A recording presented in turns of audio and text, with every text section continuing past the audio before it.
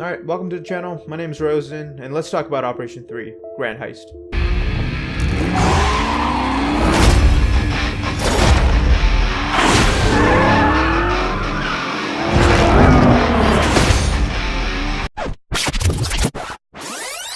So, what is it?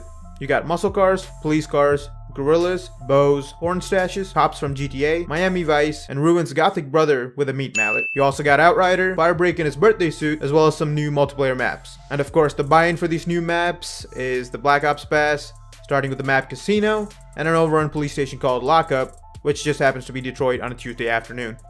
Also, you got some zombie swag in the form of 2 new gauntlets, new perks and elixirs, as well as pause functionality on the server for online. You also got some access to new and old multiplayer weapons. Anyway, let's get into the nitty gritty of things, starting with Blackout. Alright, focusing on Blackout, we got new locations, new vehicles, weapon tunings, a prestige system, and some more updates planned in March. Starting out with the locations that are going to drop out tomorrow, we have Ghost Town, over by the windmills on the southeast corner of the map, with Outlaw, aka Standoff from Black Ops 2, right next to it. Now this will be a super hot drop area, therefore we're going to have construction level loot and a lot more doors and pathways than we ever asked for.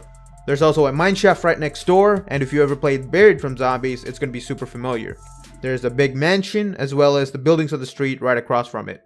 There's also no same entry and exit, so Treyarch's created some choke points right around the 2 entrances available. Moving directly up north, right past the dam, we get to a block of houses / camp section. Now these are positioned exactly behind the offices to put pressure on the Hydro and the bridge bomb crew, as well as anybody that's in asylum is planning to move up or down. Swapping right over to 6 houses, or 6-pack, or whatever you guys like to call them. Now they expanded it by 2, we got an 8-pack. It's 8 houses now. Whereas you only had enough loot to fully load up in solos or duos, now the full 8 houses should have enough for even a quad drop to be completely loaded. Last but not least, one of the bigger changes is by the gas station next to firing range. They've expanded it from whatever it had earlier to 6 extra buildings right around the perimeter. This is going to put a lot more of an interesting pressure on those hot dropping players in firing range.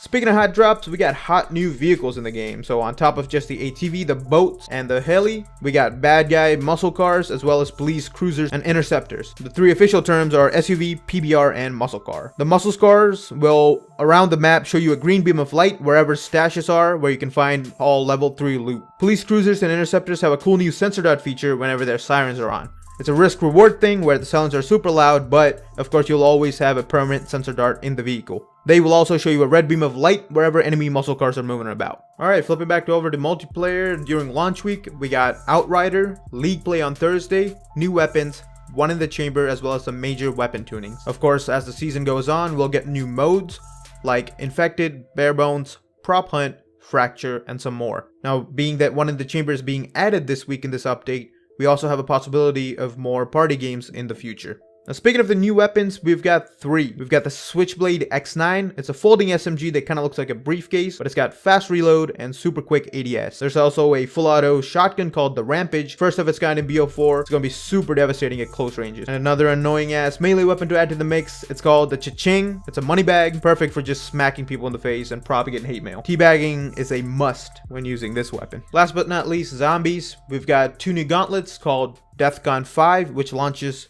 this week, as well as Helcatraz Gauntlet, which launches further in the season. You've also got a Ethereal Razor perk that you can use right off the bat, as well as some new weapons and signature items over for multiplayer and Blackout. Alright, to wrap things up, let's talk about the changes to Black Market real quick.